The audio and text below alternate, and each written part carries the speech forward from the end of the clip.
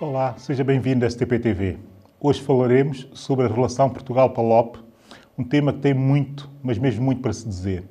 O Dr. Ribeiro Castro é o nosso convidado de hoje e junto vamos tentar esclarecer alguns pontos ligados a esta relação entre Portugal e os países africanos de língua portuguesa. No final do programa vamos ainda debater alguns temas de atualidade com o Dr. Patrício Trovado.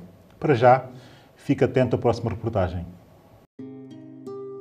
As relações transatlânticas e de cooperação ativa com os países lusófonos constituem um dos eixos vetoriais da política de Lisboa, em níveis cada vez maiores e numa multissectorialidade crescente, reforçando a importância da língua portuguesa como elemento da unidade e fator de coesão na lusofonia. A CPLP é uma das estruturas através da qual Portugal tem procurado estabelecer programas de cooperação ao nível da cultura e do ensino. O que mais está a ser feito? Como se estabelecem esses laços? O que pode ser melhorado? É disso que vamos falar hoje aqui na sua STP-TV.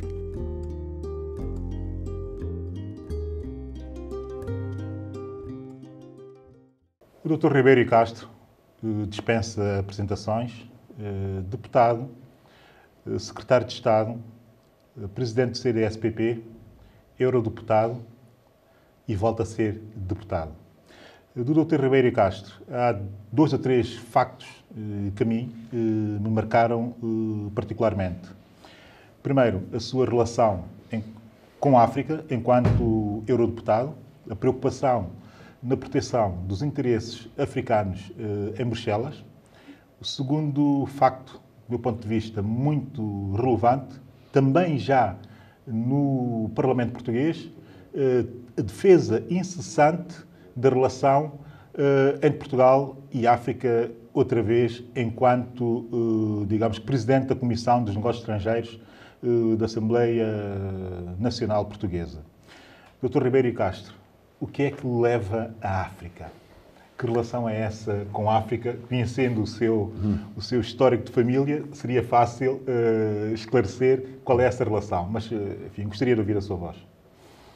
Bom, em primeiro lugar, eu queria cumprimentar os ouvintes, os telespectadores da SPTV, dizer que é com muito prazer que estou aqui neste vosso programa e desejo as maiores felicidades. Obrigado. Ao projeto da SPTV e também, através da SPTV, a São Tomé e Príncipe. Bom, a minha relação com a África vem através do meu pai. O meu pai, aliás, com 3 meses de idade, foi parar a São Tomé e Príncipe. O meu pai era um madeirense, nasceu no Funchal, em 1922, já faleceu. O meu avô era um oficial das alfândegas e fez a carreira da África. E, portanto, primeiro esteve em São Tomé e depois foi para Angola, e a minha referência mais forte é, de facto, Angola. E depois a carreira em Angola fazia-se do sul para norte, portanto esteve em Moçambique, hoje na Namibe, depois em Benguela, depois no Lubito, onde nasceu um tio meu, também já falecido, o irmão mais novo do meu pai, que era 6 anos mais novo, e depois Luanda, onde esteve até, sensivelmente, à Segunda Guerra Mundial. Depois vieram, como então se dizia, para a metrópole. Mas eu só fui à África, a Angola, com 15, 16 anos. Enfim, fiquei encantado, como se diz o feitiço. Em Angola bebi da água do Bengo, como se costuma dizer. E ainda hoje sou um apaixonado por Angola. Tenho muita pena de nunca ter ido a São Tomé. Ainda quisesse, por mim, um fascínio. E, portanto, vem daí essa ligação. Recordo-me, enfim, das histórias que eu vi em casa, do meu pai, da sua juventude, da sua infância. Eram histórias de Angola, portanto, eu, antes de ter bebido da água do Bembo, já tinha bebido através do meu pai e do entusiasmo que isso nos provocava. E, de facto, enfim, além disso, portanto, eu sinto-me pertencer também a esse espaço. Depois desenvolvi também uma relação muito estreita com Cabo Verde, como sabe, tratei de outras questões também quanto a Moçambique, e sinto-me muito ligado, de facto, a esta relação que hoje se organiza no quadro da CPLP e que nós temos que fortalecer. Creio que acho que isso é útil aos países africanos de língua oficial portuguesa e para nós é essencial, isso faz parte da nossa identidade. Nós temos, Portugal vai fazer 900 anos e mais de metade da nossa história está ligada à África. E é uma história, de uma forma geral, tem os seus altos e baixos, tem as suas grandezas e misérias, mas é, de uma forma geral, uma história pacífica. É uma história, é preciso ter presente, que remonta ao século XV. o colonialismo é uma coisa que apareceu no final do século XIX, com a Conferência de Berlim. E, portanto, nós temos relações muito antigas, muito estreitas, nomeadamente com os povos do litoral africano e os seus reinos e as suas formas de organização, desde, enfim, no caso de São Tomé, desde 1470, desde que foi descoberto. Não é? Exatamente. E, portanto, não é possível falar de nós próprios, não é? Sem essa referência em África, que se vive de uma forma muito intensa aqui em Lisboa, que é cada vez mais, outra vez, uma cidade muito cosmopolita e muito aberta a esse espaço de relação que nos veio pelo mar. E, portanto, tem muito a ver com a África, com as Caraíbas, com o Atlântico Sul, bom, e também pelo Oriente, claro, uma vez que depois dobrámos o cabo e fomos até o outro lado do mundo. E, portanto, isto é muito importante.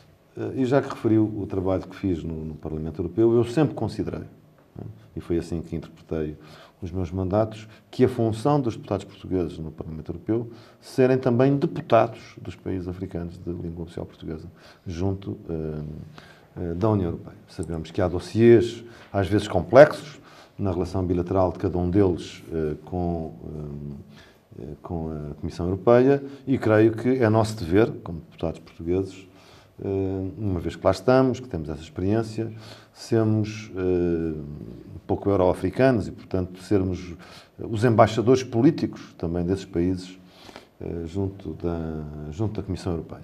E intervirmos permanentemente nesse quadro, foi isso que procurei fazer. Para os telespectadores terem mais ou menos a noção de algumas das intervenções do Dr. Ribeiro Castro, enquanto eurodeputado, há uma que eu lembro com particular gozo, que foi uma célebre carta que escreveu o comissário Javier Solana, se não me engano muito, a propósito da transição para a democracia no pós-guerra em Angola. De facto, uma carta muito virada para quase que pedir à União Europeia que assumisse as suas responsabilidades, enfim, do ponto de vista político, no sentido de melhor relacionar-se e conduzir essa transição democrática em Angola, sobretudo no caso específico das eleições, que naquela altura demoravam-se um pouco.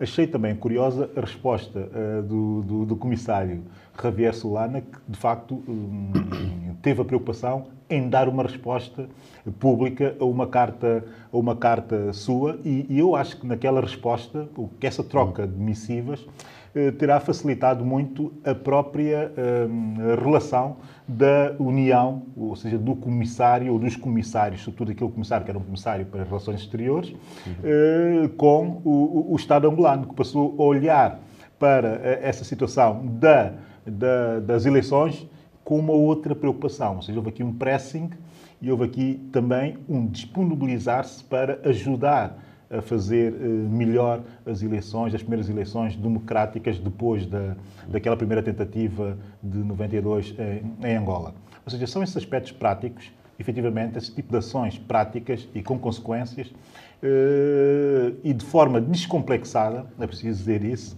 que tem marcado essa sua relação quase que triangular, não é? Portugal, União Europeia, África.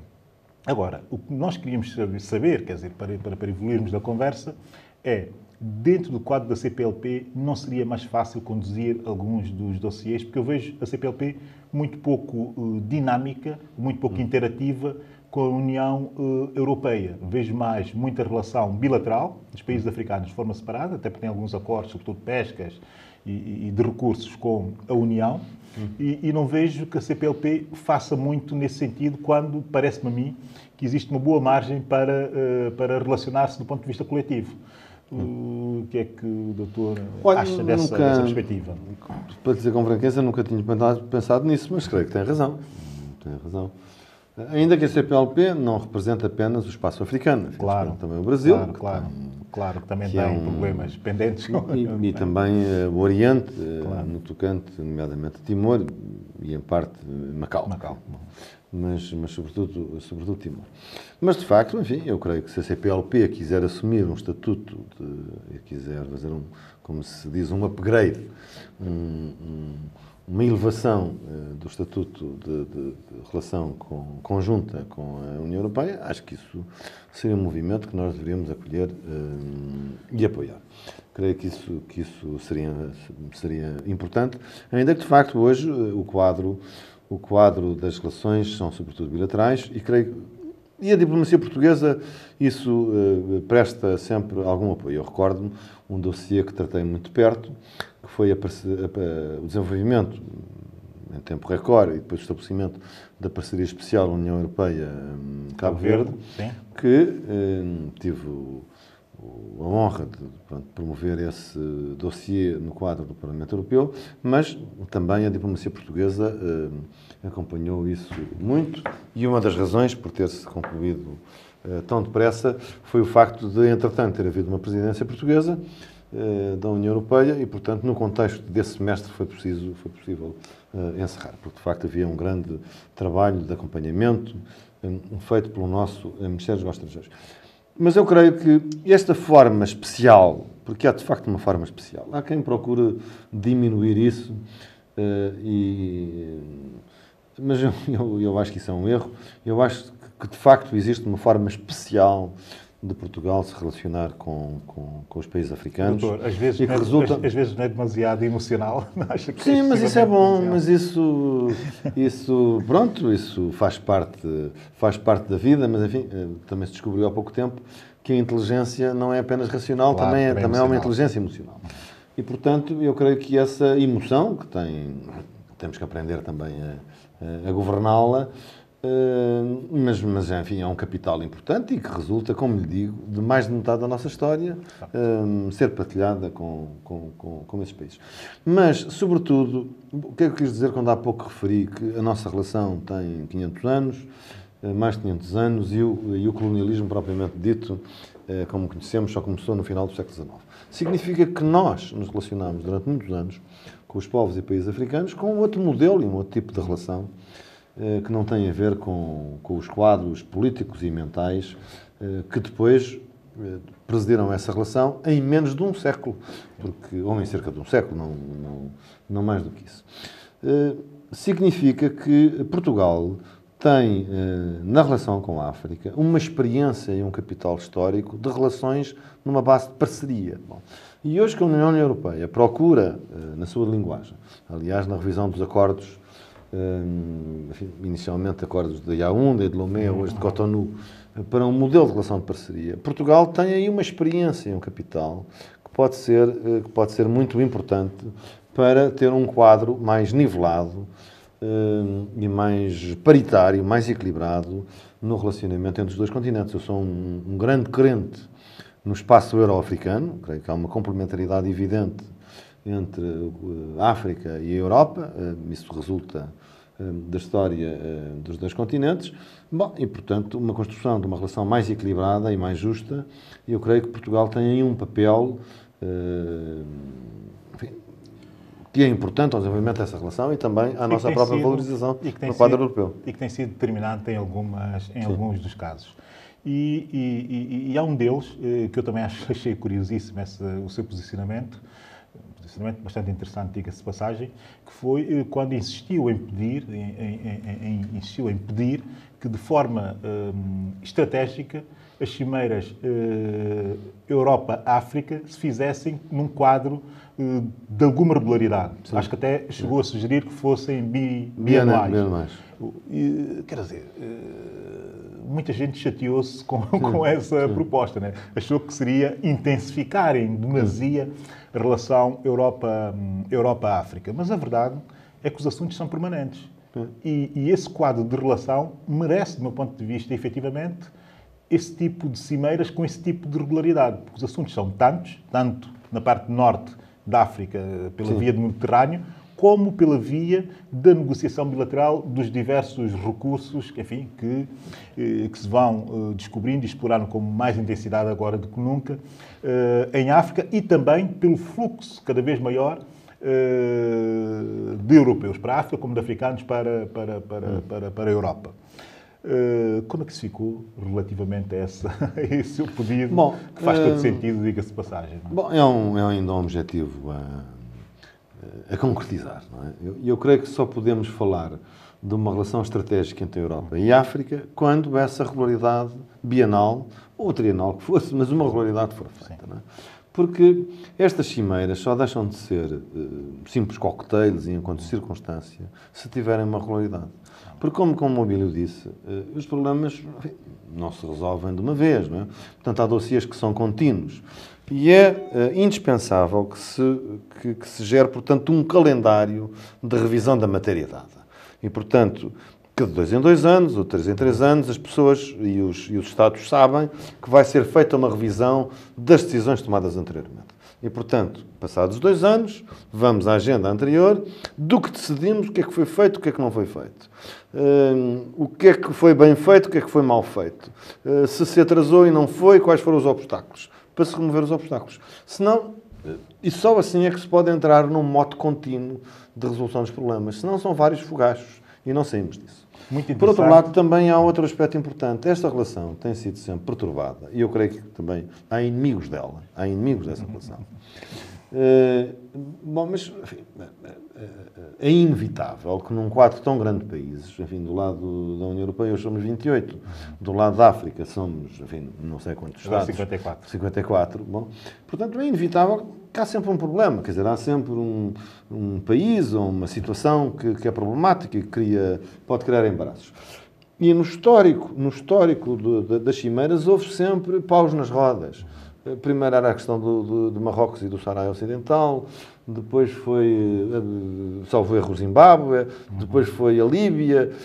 Bom, porque há sempre... Chegou a ser o Sudão. Bom, enfim, portanto, há sempre um problema. E que se procura impedir a realização dessa cimeira pelo embaraço diplomático. Bom, se houver um quadro fixo de calendário, quer dizer, bom, esse problema também se atenua, não é?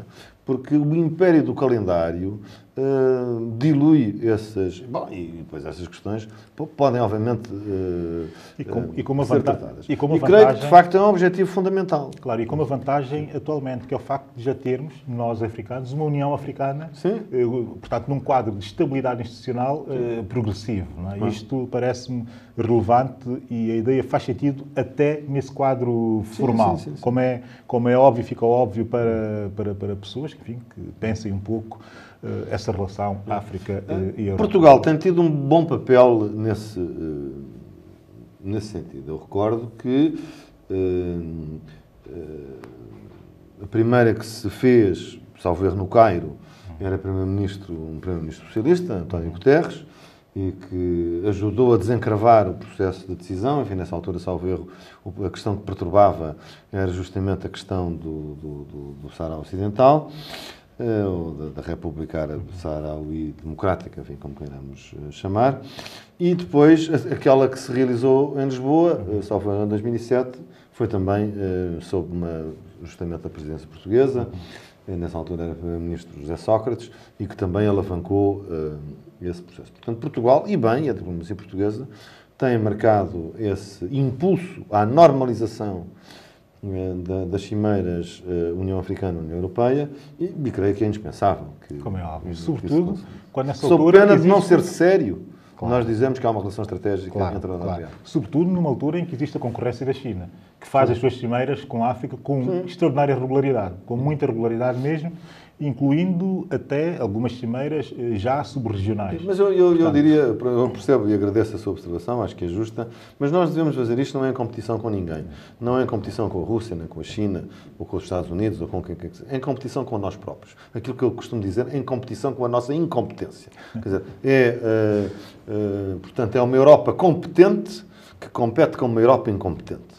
E, portanto, nós temos que ser capazes de quebrar este galho e de institucionalizar efetivamente a regularidade das cimeiras bilaterais entre a Europa e a África. E do ponto de vista ideológico, não haverá também aí, enfim, poderá impedir ou criar alguma entropia na viabilização dessas cimeiras e dessas relações, ainda alguma nuvem que paire relativamente a algumas situações pendentes de relações coloniais existentes num quadro já pós-colonial. Ou seja, já estava na altura de deixarmos isso tudo para trás e até porque existe uma dimensão em que isto tudo está absolutamente deixado para trás, e vamos lá ser claros e óbvios, enfim, a relação tanto económica como cultural mesmo, e até do ponto de vista do presente, até nas relações sociais. Se isso tudo está ultrapassado, porquê é que no quadro institucional, tanto de um lado como do outro,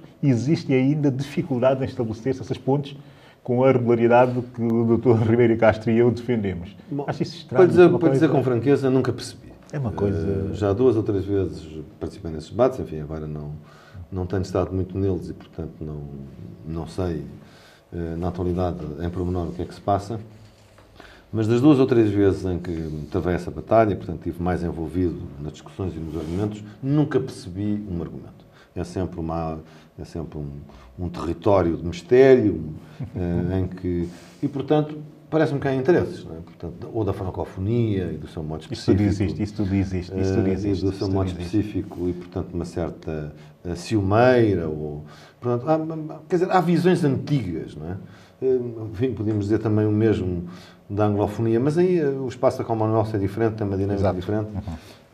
Eu suspeito mais que tem a ver com a francofonia e as suas redes em Bruxelas, através também da Bélgica. E em África. Não só em Bruxelas, mas a influência que tem nos corredores de Bruxelas para bloquear alguns processos, mas enfim, é apenas uma desconfiança, nem sequer uma suspeita, um palpite. Uma desconfiança um pouco geral nos meios lusófonos. Não percebo, nunca foi muito claro. Mesmo quando se avança com um argumento porque há países africanos que têm processos políticos pouco sólidos, e sabemos que, infelizmente, a África hoje menos do que há uma década atrás, e há uma década atrás menos do que há 2 décadas atrás,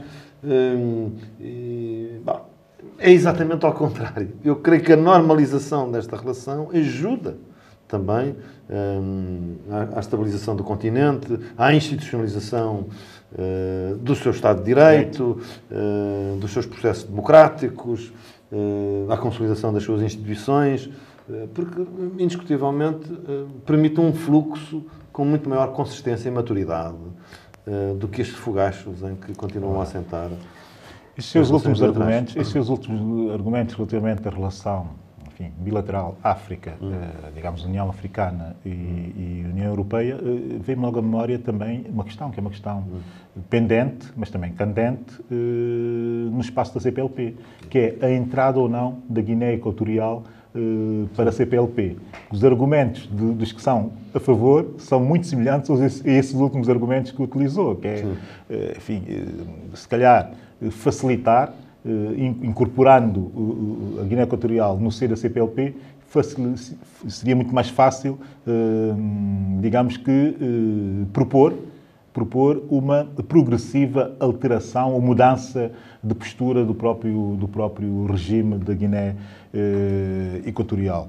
Há quem acredite nisso, há outros que, enfim, não acreditam, e estamos nessa situação dúbia, mas em que a diplomacia portuguesa mantém uma postura muito forte, que é a postura de, enfim, tentar pressionar o máximo possível a Guiné Equatorial no sentido de fazer reformas e pender ou condicionar da sua entrada à CPLP a efetivação destas reformas, que eu, enfim, pessoalmente acho que é uma postura que se deve manter no sentido de pressionar alterações na Guiné Equatorial. Essa é a minha postura, é uma postura assumida e pública e clara, e a postura e a posição do Dr. Ribeiro Castro relativamente a esse assunto, qual é?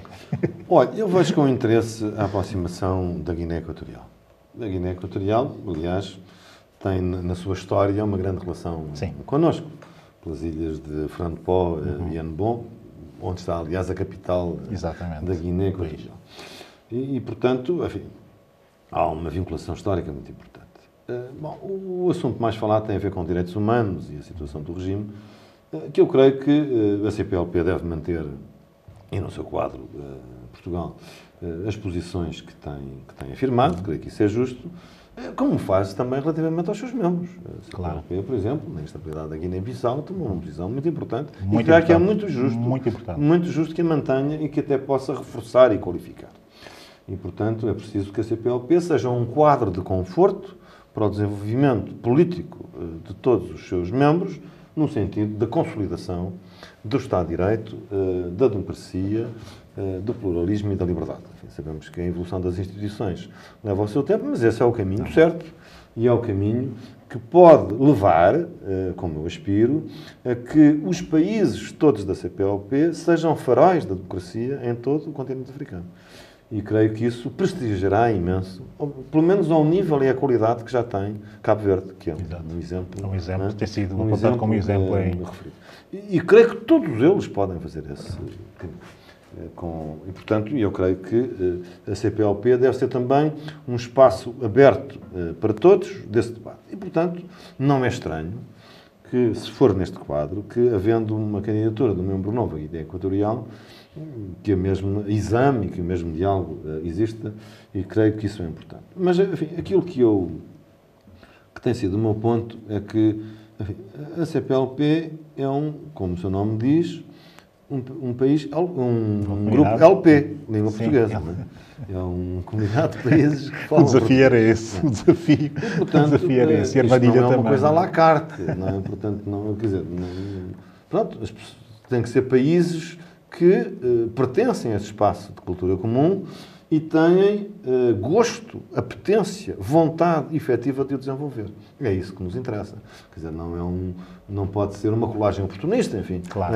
A CPLP, instrumento, digamos, a CPLP tem outros instrumentos para isso e, se não são suficientes, pode-os desenvolver. Enfim, tem o Estatuto dos Observadores Consultivos, e pode desenvolver outras formas de parcerias para quem quer ter só relações económicas. Acho que a CPLP deve estar aberta a isso. Agora, eu creio que o que tem de interessante o quadro da Guiné Equatorial é a vontade de se incluir no espaço da língua portuguesa. E então tem que dar passos nesse sentido. Portanto, já sei que foram tomadas já algumas medidas legislativas, não é? Internas, mas enfim, é importante que exista. Enfim, a Guiné Equatorial acho que é um país bilingue, hispanófono e francófono, não é? Também. Bom, e, portanto, que seja também lusófono. E, portanto, que desenvolva também o espaço de comunicação em língua portuguesa, enfim, ao nível da educação superior, ao nível da comunicação social, e, portanto, que possa, com alguma seriedade, ser considerado nesse sentido. Aliás, enfim, eu acompanho com simpatia e interesse esse processo, para ser um processo sério. Para ser um processo ligeiro, isso não me interessa. Não traz nada. Creio, aliás, que a cooperação com organizações galegas, que aliás também se aproximam da CPLP e era importante que fossem admitidas, podem desempenhar aqui um papel de aproximação importante, porque a Galiza é um espaço também que tem uma identidade mestiça, se quisermos, não é verdade? Aliás, o português autonomizou-se do galego ao portucalense e, portanto, há uma proximidade cultural muito forte entre a Galiza, e nomeadamente o Minho, o norte de Portugal e Trás-os-Montes. E, portanto, pode ser que na relação, agora em contexto africano, com um país cuja expressão mais recente é de língua espanhola, que a Galiza pudesse desempenhar aí um papel. Mas, portanto, eu acho interessante. Acho que é melhor para uma organização como a CPLP que seja atraente do que o não seja. E, portanto, o facto das pessoas de haver... E há outros países. Há outros países, a Ucrânia, a Austrália, Marrocos, que têm a Namíbia, e, portanto, por proximidade, por vizinhança com países lusófonos, têm interesse e, portanto... Mas a Guiné Equatorial é um problema diferente e, portanto, tem que fazer um percurso sério, consistente, que possa ser verificável e compreendido pelas pessoas, não com um simples oportunismo da ocasião. Naturalmente.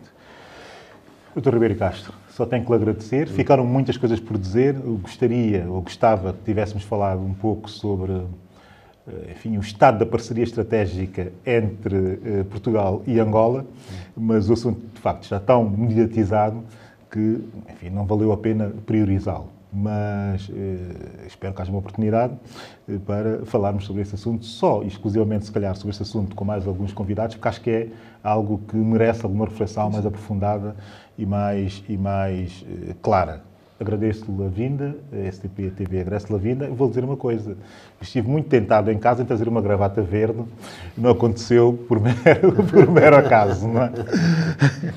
Em seguida, não perca o habitual comentário do Dr. Patrício Trovoada. De regresso à atualidade, de regresso aos comentários, de regresso com Patrício Trovoada. Antes, talvez abordar um pouco os acontecimentos na Guiné-Bissau, o facto de 74 passageiros com passaportes, sabe-se lá, em condições, terem viajado da Guiné-Bissau para Lisboa, 74 sírios com passaportes turcos terem viajado da Guiné-Bissau para Lisboa, sendo que em Bissau, tendo sido detectada a irregularidade de alguns passaportes, enfim, o pessoal da TAP local não quis que as pessoas viajassem. No entanto, foram obrigados a aceitar aqueles passageiros naquele voo especificamente. Problemas, com certeza, e os problemas, enfim, fazem atualidade a partir desse caso.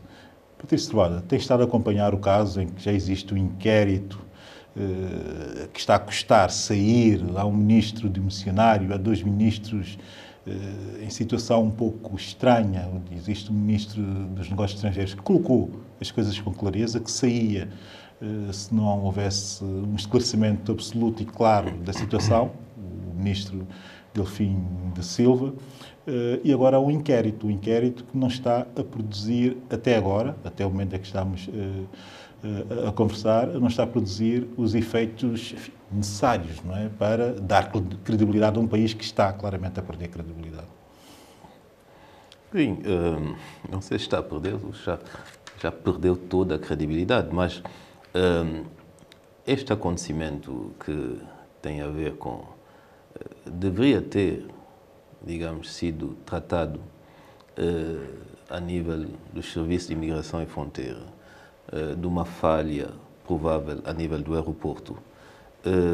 O que estamos a assistir prova que, para além da Guiné-Bissau ser um narco-estado,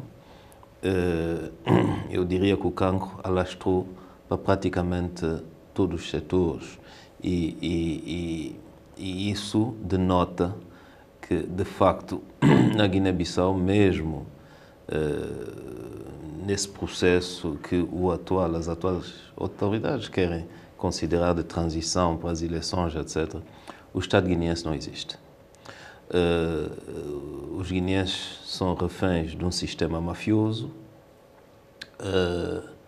que tem ao topo máximo indivíduos bem identificados, não é? E isso leva-me a considerar que devemos ser bastante pessimistas quanto à capacidade de se realizar eleições credíveis, justas e transparentes na Guiné-Bissau. Mas é a única solução para o país nessa altura, pelo menos a única possibilidade de iniciar-se um novo ciclo? Eu acho que sim, mas esse acontecimento deve reforçar a ideia segundo a qual terá que haver uma maior intervenção da comunidade internacional para garantir que os guineenses possam exprimir livremente a sua vontade e o regresso à normalidade democrática e institucional no país. Sim. Mas nós podemos dizer que é mais um exemplo que nos dá a dimensão da degradação ou da inexistência do Estado na Guiné-Bissau. Daí que esse governo de transição terá que ser, eu diria, muito bem... Impoluto. Sim, porque ele demonstra que não tem controle de absolutamente nada, no mínimo. Eu não quero dizer que é cúmplice, mas pelo menos controla a autoridade sobre, enfim, a gestão corrente do país, não tem. enfim, ainda se tentou, ou tentou-se apresentar alguma justificação com a prisão de um funcionáriozinho, digamos, não é? Para tentar retirar o impacto negativo que a situação teve quando sabemos todos que esse governo, um governo obviamente ilegítimo, tentou, de alguma forma, trazer para cima uma outra imagem da Guiné-Bissau. É impossível quase conseguir-se nesse quadro e nesse enquadramento real da política guineense. No entanto, no lado oposto temos Angola, em que o presidente Eduardo Santos assume um inquérito à morte de 2 ativistas. Houve algumas demissões, mas também estamos à espera do resultado desse inquérito, não é? Mas o Estado a funcionar, ou pelo menos a tentar funcionar dentro daquilo que é a normalidade de um Estado de Direito, não é? Com inquéritos, com demissões, com inquéritos, com a Procuradoria a entrar dentro do jogo. É o que nós apelávamos para o último caso que foi do responsável da juventude do Partido Casa. Neste caso, o procurador interrogou e mandou agora para o tribunal o caso de 4 agentes da polícia e dos serviços secretos. Eu acho que sim, são sinais positivos. Evidentemente que existe a presunção de inocência. Claro. Mas eu creio que as demais feitas pelo Ministério Público angolano trazem credibilidade ao sistema. Bom, é de lamentar aquilo que aconteceu. Eu volto a dizer que Angola, depois de todo esse período de guerra civil, houve maus hábitos que foram, enfim, adquiridos. E eu continuo a pensar que não, isso é a minha opinião pessoal, não houve nenhuma ordem política para assassinar 2 antigos combatentes ou para assassinar 2 manifestantes, não é? Mas agora é evidente que, estando num Estado de Direito democrático, as pessoas têm que, os responsáveis têm que ser julgados, trazidos à justiça e julgados. Eu penso que é esse caminho que o sistema judiciário está a seguir e é um bom sinal para Angola, para os angolanos e para a estabilidade em Angola. Com certeza. Agora, passando para Moçambique, também tivemos esta semana, agora, já, o presidente Gabuza a dar alguns sinais de abertura para um diálogo com a Renamo e com o seu líder, Afonso Dhlakama.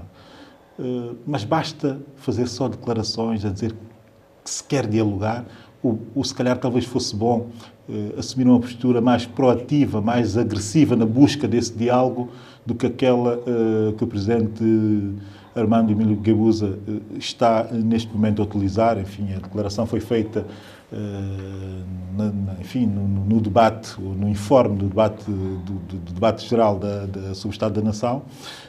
Talvez não fosse mais proveitoso, uma forma mais agressiva de pedir até ao Afonso Dhlakama que viesse para o campo político e que deixasse as armas? Acho que foi suficiente. O aspecto o mais importante, bom, sabem perfeitamente qual é a minha opinião, eu já disse aqui, sobre o Dhlakama.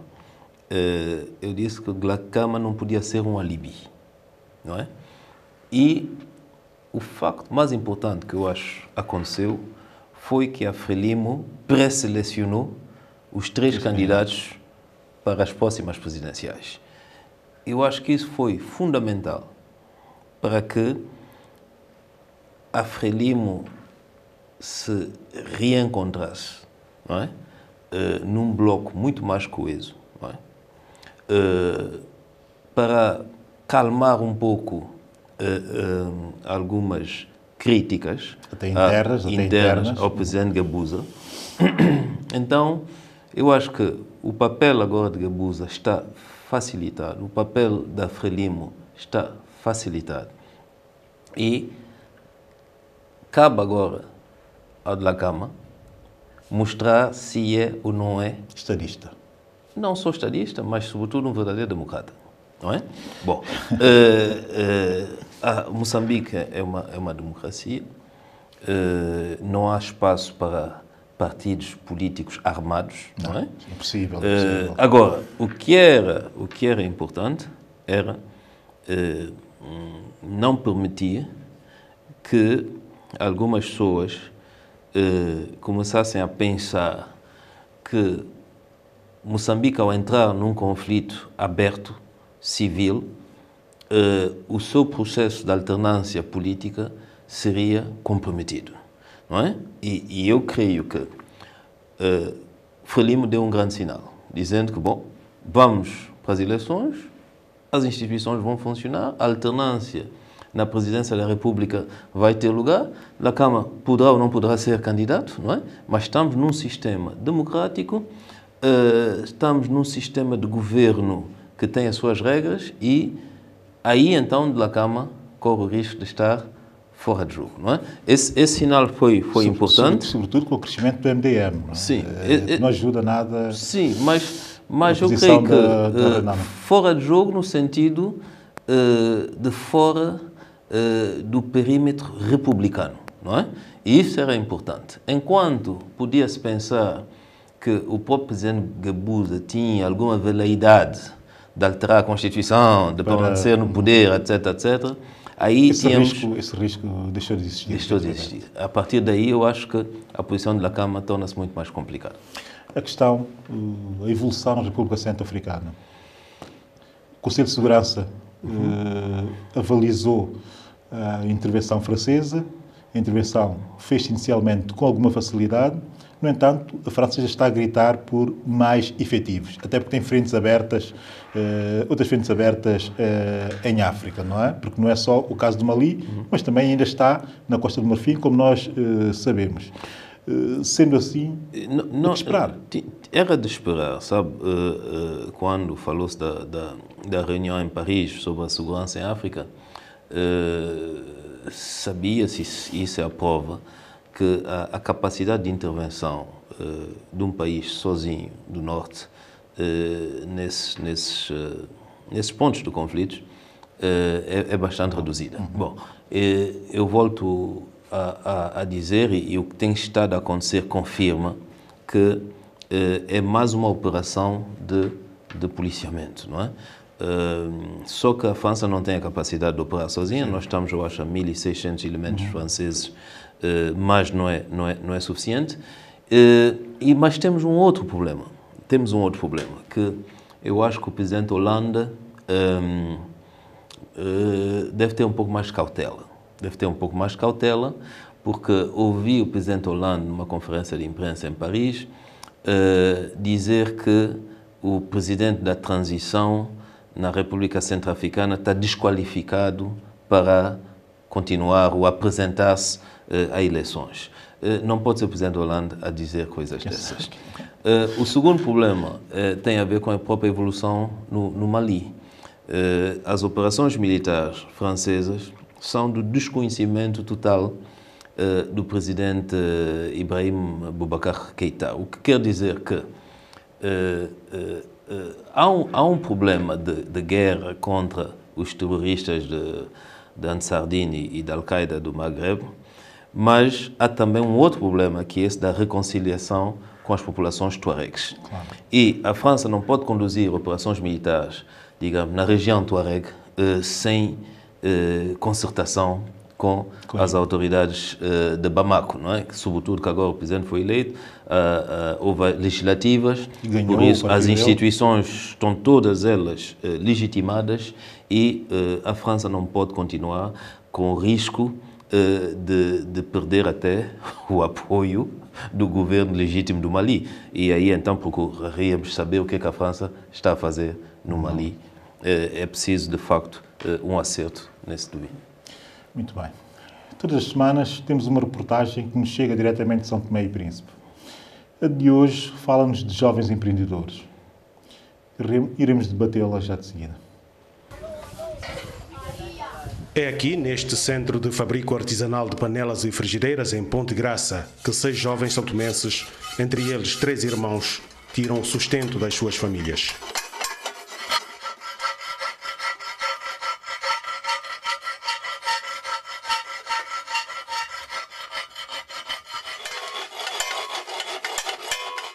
Uma técnica de fabrico artesanal de panelas e frigideiras que tem passado de geração em geração. Através de meu tio que está em Lisboa, chamado Teodoro, veio uma equipa, feita promessa por meu avô, se meu avô gostaria de aprender mais uma área, para além daquilo que meu avô já sabia que pertencia ao Corpo da Paz. Depois meu tio Teodoro aprendeu com eles, estava aqui com os estrangeiros que vieram de Guiné-Bissau. Após eles irem, é que meu tio promoveu e chegou até nós. Uma obra de arte que exige tempo, esforço e talento. Faz tudo, repara a máquina, tapa a panela, buraco, faz tudo. Então nisso já há quanto tempo? Já 12 anos.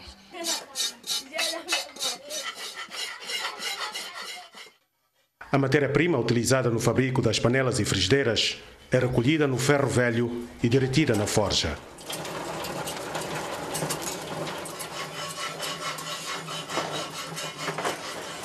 E para que serve este pó? Esse pó é para facilitar o escoramento de alimento para dentro da forma.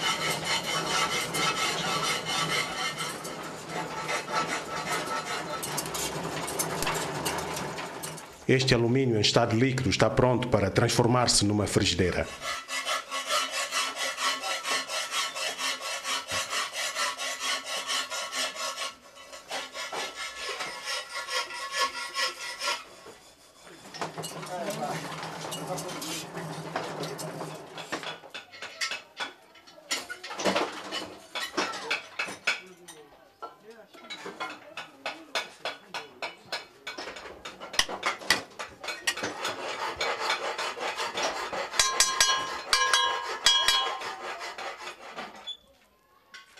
A venda das frigideiras e panelas fabricadas neste centro é ambulante.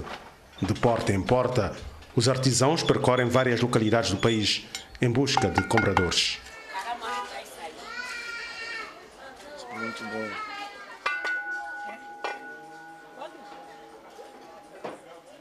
Vou até Neve, Micoló, Conde, Guadalupe.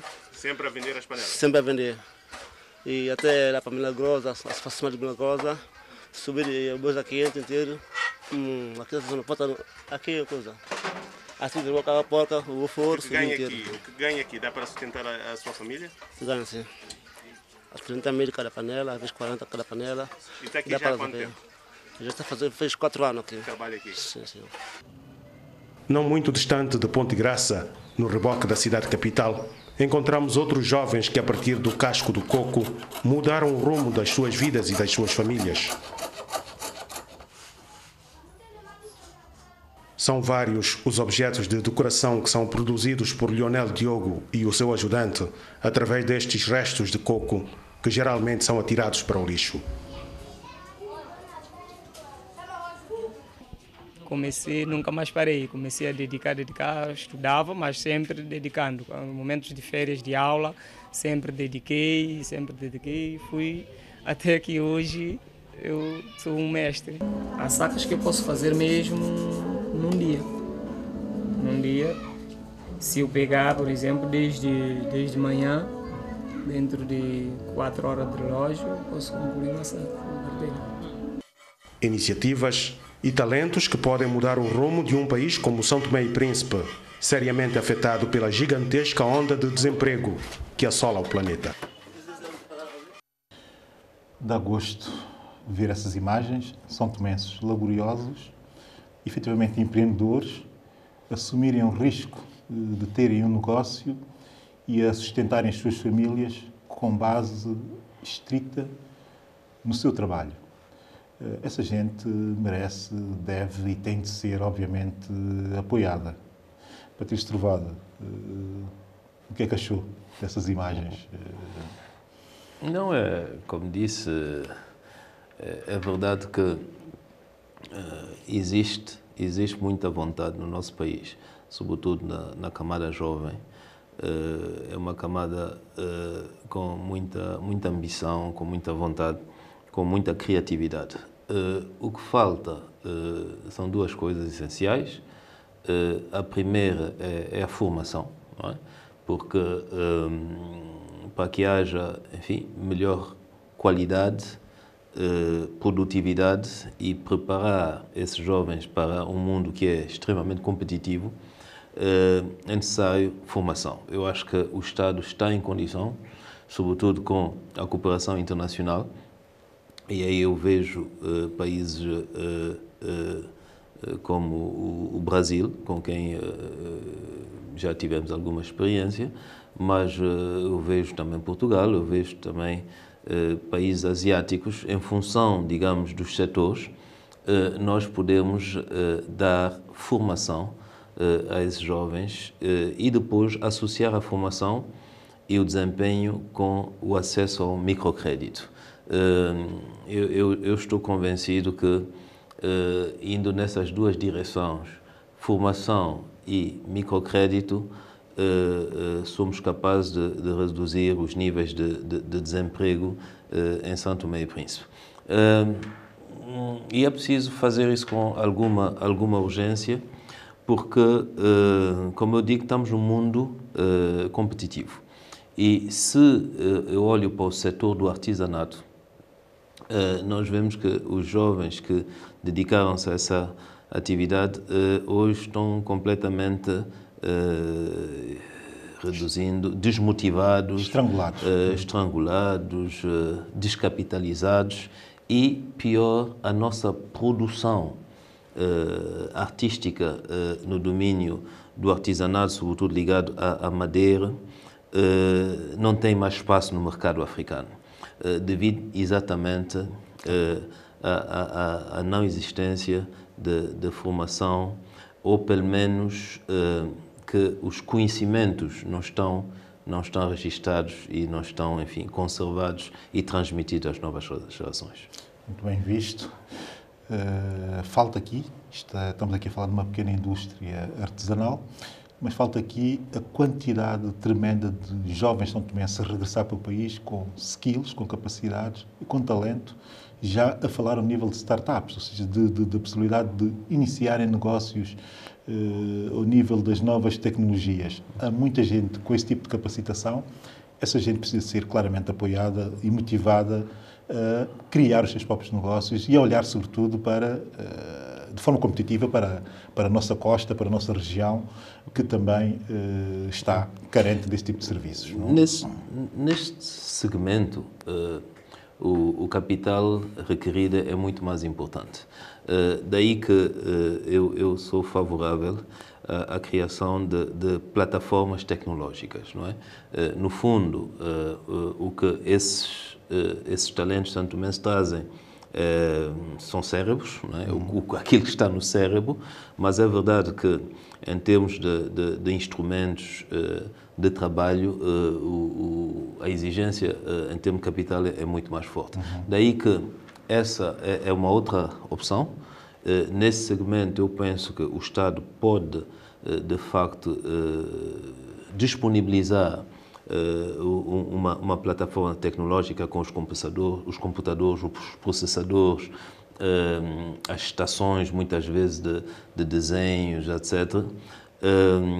As telecomunicações. Sabe que hoje o preço de um mega em download ainda muito caro a nível de São Tomé e Príncipe. Falou da energia muito bem. Quer dizer, aí é um conjunto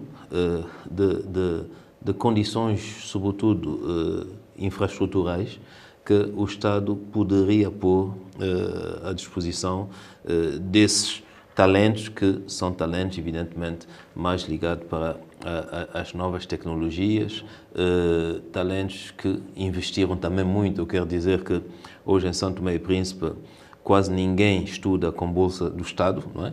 Por isso são investimentos pessoais, e quando estuda com bolsas de Estado, estuda em condições que também, enfim, são muito, muito complicadas. Devemos encontrar aí, de facto, uma outra forma de apoio. Mas, se nós olharmos em termos de prioridades, eu diria que em São Tomé e Príncipe a prioridade são, sobretudo, aqueles dos nossos compatriotas que não puderam continuar o ciclo de formação universitária ou, enfim, que chegaram ao 9º ano de escolaridade e que depois encontram-se sem saída. Daí é que nós devemos aumentar a oferta de formação profissional, e eu creio que isso é possível, e o microcrédito também, que se fala, um microcrédito, estamos a falar no máximo de 2.000 euros por projeto. Eu penso que é bastante, enfim, abordável para qualquer governo em São Tomé e Príncipe. Patrício Trovada, obrigado. No fim desta emissão, tem algumas sugestões para si. Primeiro, a 7ª Bienal Internacional de Artes e Cultura de São Tomé e Príncipe, um evento que vai se arrastar até fevereiro, portanto, todos convidados para irem essa programação riquíssima deste ano. Depois, agora, já no domínio da música, quero sugerir uma série de álbuns feitos por africanos, que me têm dado, africanos lusófonos, que me têm dado muito prazer ouvir agora neste final de ano. Boleia, de Calu Mendes, um CD. O País em que Nasceu Meu Pai, de Paulo Flores, excelente CD. O CD da Aminjai, da Guiné-Bissau, também excelente CD. Lovely Difficult, da Mayra Andrade, que saiu muito recentemente, outro ótimo CD. Epidemia, da NBC, um São Tomense a fazer um hip-hop e uma soul com muita alma. Portanto, aconselho e vivamente que consumam música lusófona. Estamos mesmo a terminar, mas tenho ainda, enfim, que aconselhar também a visita às nossas páginas, tanto no Facebook como no YouTube. Portanto, partilhem a opinião connosco, façam os vossos comentários, interajam com a STP-TV. Resta-me despedir-me. Encontramos-nos no próximo sábado, enfim, a hora de sempre, comigo, com os convidados, com a Patrício Trovada. Eu sou o Abílio Neto e esta é a STP-TV, a sua televisão.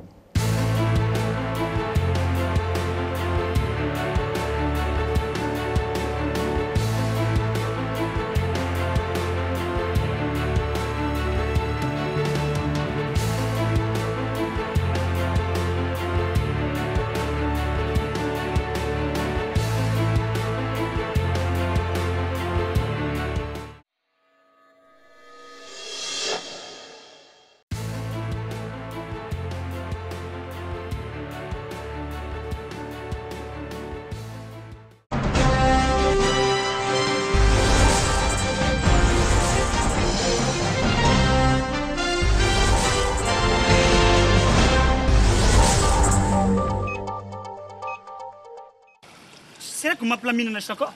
Uma plamina! Ouça uma plamina! Onde é que está esse moço? Senhor uma plamina! Faça favor! Olha, hoje que você vai para aquele programa daquela televisão saturada, não é? Sim, é hoje sim. Ah, ainda bem. Não se esqueça, quando você chegar lá, é atacar aqueles gajos daquele programa Nós Por Além que tentaram despir a minha imagem. Sim, chefe. Estás a ver, né? Sim, é abuso, sim. Tentaram despir a minha imagem, um empresário, pá. Me faltar respeito assim dessa maneira não pode. E outra coisa, o senhor toma atenção, hein? Não responde nada lá que eu não mandei. Só aquilo que eu mandei você fazer, que você faz.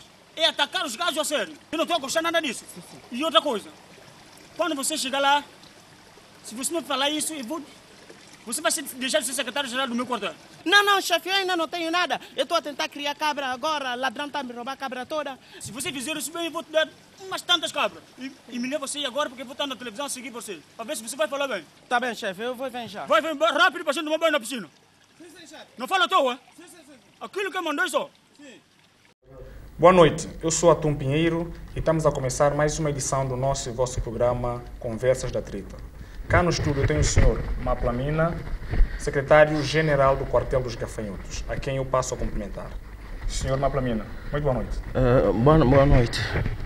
Então, a primeira questão é a seguinte. Eu gostaria que o senhor falasse um bocado da sua vida, da sua história, o percurso todo desde lá até aqui, principalmente da tua vida política.